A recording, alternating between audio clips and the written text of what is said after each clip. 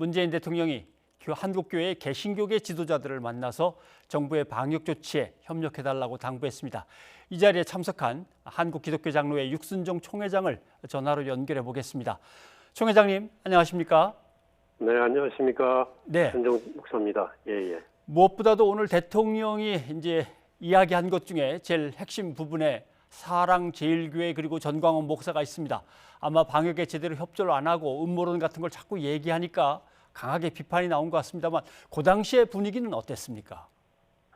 예, 그 맥락은 먼저 앞에 대통령께서 그동안에 한국 교회가 한국 사회 근대화나 민주화 여러 가지 기여한 공로에 대해서 감사의 표시를 하고 또 방역 열심히 잘 해주셨다 고마움을 전해주셨고 그러나 이제 그 일부 사랑제일교회 같은 현상 때문에 참 그 한국 교회가 더 피해가 크다. 하는 맥락에서 이제 나온 말씀이고요. 어쨌든 대통령으로서는 당연히 할 수 있는 말씀이었다고 생각합니다. 어쨌든 그 전혀 그렇게 하는데도 이걸 정치 방향으로 몰아가면서 국민 생명 안전을 위협하는 일에 대해서는 뭐 대통령으로서 할 수 있는 말씀을 하셨다고 생각하고 있습니다. 예. 네. 간담회가 한 1시간 안에 끝날 거라고 생각을 했는데 1시간 50분 정도 이어진 걸로 저희가 얘기를 들었습니다. 주로 어떤 얘기가 가장 많이 오고 갔습니까? 아마 주로 코로나19 상황에 대한 이야기를 많이 나누었습니다. 사전 조율 모임에서도 우리가 아무래도 다른 의제를 다루기보다는 이 의제를 좀 집중적으로 하기로 좀 논의를 했고요. 간간히 뭐 남북 문제가 좀 나오기도 했고요. 다른 의제도 좀 다뤘습니다만은 주로 이제 코로나19에 대한 얘기를 많이 나눴고 또 거기에 관련된 그 예배에 대한 여러 가지 의견들이 많이 개진이 됐고 뭐 전반적으로는 분위기가 꽤 좋았던 것 같은 느낌이 저는 듭니다, 개인적으로. 총회장님은 문 대통령께 어떤 얘기를 건네셨습니까? 어쨌든 개신교가 그동안에 3.1운동 때부터 한국사 속에서 국가적 위기 때마다 역할도 하고 좀 순기능을 해왔는데 참 유감스럽게 이번 2020년에 감염의 핵심적인 고리가 된 것에 대해서 참 죄송하다 또 하는 말씀을 좀 드렸고요.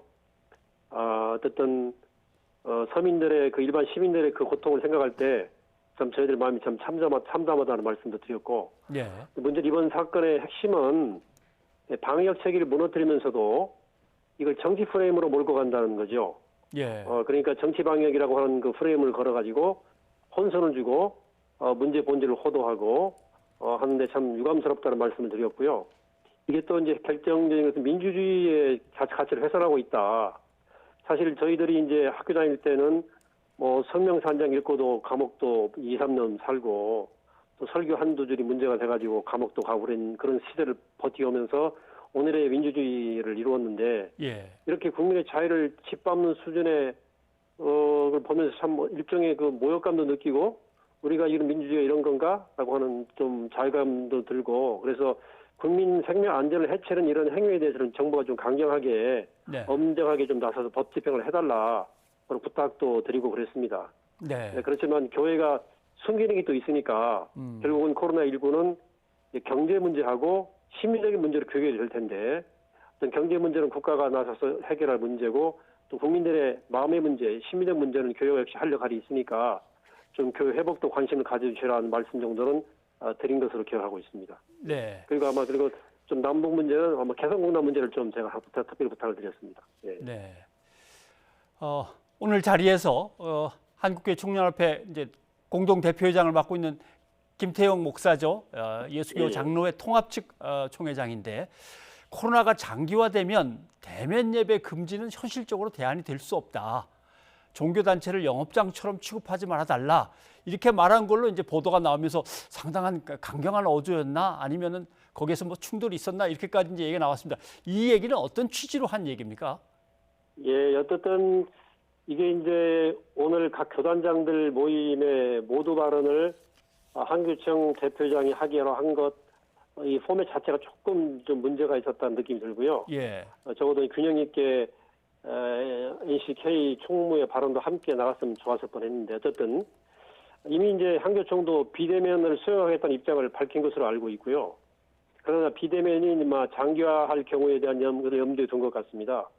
어쨌든 우선 이제 높은 수준의 방역 수준을 유지해온 그 교회들 입장을 반영한 것으로 보이는데, 과연 이 시점에서 국민 정서에 적절한 것이었는가에 대해서는 좀 문제가 남는다 저는 생각합니다. 예. 그리고 교회발 감염이 피크였다는 점에 대한 조금 더 성찰하고 나갔으면 좋았겠다는 좀 아쉬움이 있고요. 이것은 지금 상황이 좀 진정되고 난 다음에 문제라고 보여지는 것을 조금 오늘 얘기가 꺼내서 탭을 올려놓아서 조금 더 어려움을 겪지 않겠나는 예상이 되고, 어쨌든 오늘 얘기는 교회가 방역 잘하는 교회는 정부가 좀 확인해서 대면 예배 길을 열어주시고 방역 인증제라고 표현했습니다만은, 그렇지 않은 교회는 또 페널티를 주어서 네. 좀 정부가 통제해달라 요청도 했던 것 같고요. 어쨌든 정부를 향한 교회의 입장이 결국은 이게 시민사회를 향한 어떤 시그널이 가는 건데, 예. 거기 좀 고민을 너무 좀 못했지 않나는 아쉬움이 좀 사실 큽니다. 네. 그래서 교회 내 통하는 이런 문법이나 용어가 사회적으로 유효한가에 대해서 좀 성찰이 필요하겠다는 생각을 저는 개인적으로 하고 있습니다. 네. 네. 아무튼 대표회장께서는 이게 길어질 경우 비대면으로 정말 오래 간다면 한국교회가 버틸 힘이 없다, 아마 그런 걱정에서 얘기를 하신 것 그렇죠. 같은데. 그런 거 이제 사실은 이제 좀 이게 길어질 경우를 저도 개인적으로 마찬가지고요. 예. 이 상태에 뭐 한 두 주, 한 달 정도까지 뭐 버티는 것은 가능하지만, 네. 그 이후에 일어난 일들에 대해서는 이제 좀 정부가 적절한 조치를 취해달라는 그런 요청이었고요. 근데 아까 말씀드린 대로 시기가 좀 이래가지고 예. 이게 이제 어떻게 이제 전달될지는 참 걱정이 좀 되긴 됩니다. 알겠습니다. 예. 아까 사전 모임에서 어떤 얘기를 할 건가 조율도 하셨다 그러는데, 이제 끝나고 또 모이셔서 그럼 앞으로 한국교회는 대통령이 당부한 거에 대해서 어떻게 협조할 건가 논의를 하셨을 것 같습니다. 어떤 결론들이 나왔습니까?